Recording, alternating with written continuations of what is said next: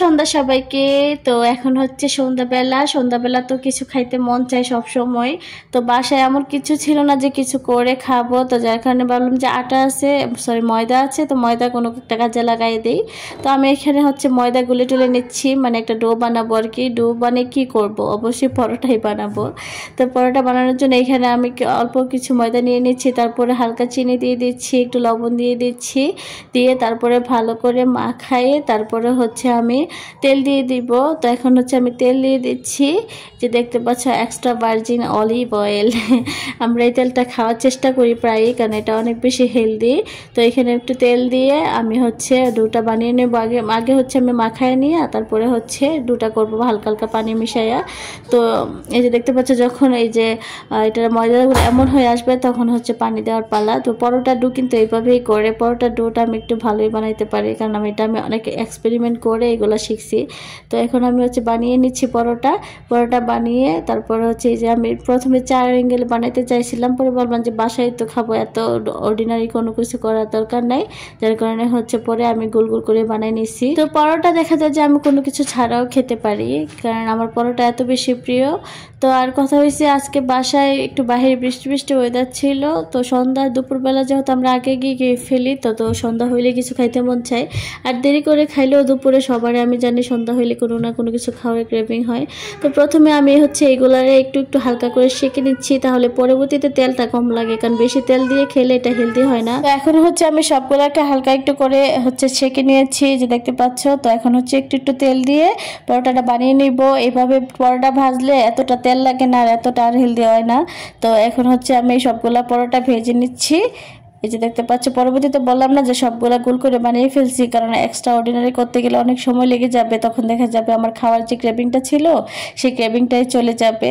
তো এই যে দেখতে পাচ্ছ পরোটা আমার একটা বানানো হয়ে গিয়েছে। তো এখানে হাতে আমার থেকে একটা ডো রেখে দিয়েছি, একটু ময়দার ডো রেখে দিয়েছে, সে নাকি বানাবে।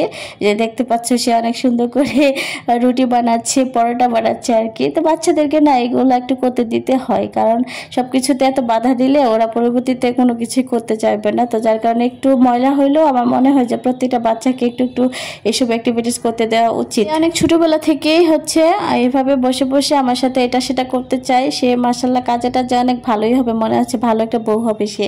তাকে যখন বিয়ে দিব তখন সে হচ্ছে অনেক কাজ টাজ করবে, আমার কোনো বদনাম হবে না। যাই হোক, তো এখানে হচ্ছে একটু রং চা করে নেব। রং চাটাই খাওয়া ভালো। তোমরা আবার ভাইবো না আমার বাসাতে দুধ নাই, দুধ কিন্তু আছে, কিন্তু রং চাটাই খাওয়া ভালো।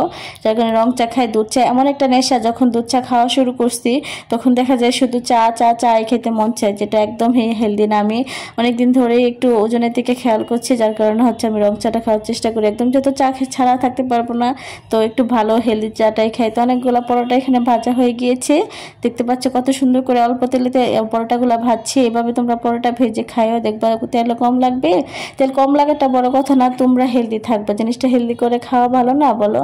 তো যাই হোক, এখন পরোটাগুলো শেষ। এখানে হচ্ছে আমি চা করে নিচ্ছি, পানির হচ্ছে বলক উঠে গিয়েছে। এখন হচ্ছে আমি অল্প করে হচ্ছে চাপাতি দিয়ে দিচ্ছি, কারণ আমার জাস্ট একটু রং হলে ভালো লাগে, বেশি চাপাতি হয়ে গেলে সেটা কালো কালো হয়ে যায়, দেখতে ভালো লাগে না। যে দেখতে পাচ্ছ একদম অল্প করে দিয়েছি, আর এতে অনেক সুন্দর কালার আসবে, আর কালারটাই আসল, তাই না বলো? তো যাই হোক, আমার চাটা হয়ে গেলে তারপরে হচ্ছে আমি চা দিয়ে হচ্ছে পরোটা খাবো। চাইলে আমি ডিম ভাজি করেও খেতে পারতাম, কিন্তু ডিম ভাজি করে খেলে একটু সকাল সকাল ভাইব চলে আসবে, সকাল সকাল ভাইব আনতে চাই না। আমি এখন বিকালের নাস্তা খাচ্ছি, তো বিকাল ভাইবই থাকুক, ঠিক আছে? তো আমার চা কিন্তু হয়ে গিয়েছে, এখন হচ্ছে চা খাওয়ার পালা। তো এখানে দেখতে পাচ্ছ 2টা কাপ নিয়ে নিয়েছি। তো কাপ নিয়ে এখন আমার চাটা আমি ঢেলে নিচ্ছি। তো যাই হোক, দেখতে পাচ্ছ আমার চায়ের কালারটা কত বেশি সুন্দর হয়েছে। হাদিয়া এখানে আমার সাথে বসে বসে হচ্ছে তার খেলাধুলা করছে, যার কারণে এই ব্যাকগ্রাউন্ড এমন সাউন্ড হচ্ছে। অবশ্যই তোমরা কোনো কিছু মনে করো না, বাচ্চা মানুষ তো। তো এখানে হচ্ছে আমি একটু চা ঢালতে গিয়ে ফেলে দিয়েছিলাম, যাক সমস্যা নেই, নিচেই বসছি। যদি হচ্ছে খাটে বসতাম তাহলে একটু কষ্ট লাগতো, কেননা বেডশিটটা হচ্ছে দাগ লেগে যেত। তো এখানে হচ্ছে আজকের আমার নাস্তা বাস্তা কোনো কিছুই না আলাদা করে, জাস্ট মন চাইলো আর খেলাম। আমি হচ্ছে আমার যখন যেটা মন চাই আমি অল্প করে হলেও খাই, বা অন্য কিছু হলেও খাই যখন যেটা না থাকে আর কি। তো এখন হচ্ছে পরোটা চাই ভিজিয়ে খাচ্ছি, আর এই অল্প তেলে পরোটাগুলো কিন্তু খেতে অনেক বেশি মজা হয়। তো তোমরাও চাইলে যারা পরোটা লাভার আমার মতো তারা এইভাবে খেতে পারো। তো তোমরা সবাই অনেক ভালো থেকো, সুস্থ থেকো, দেখা হবে অন্য ব্লগে। আল্লাহ হাফেজ।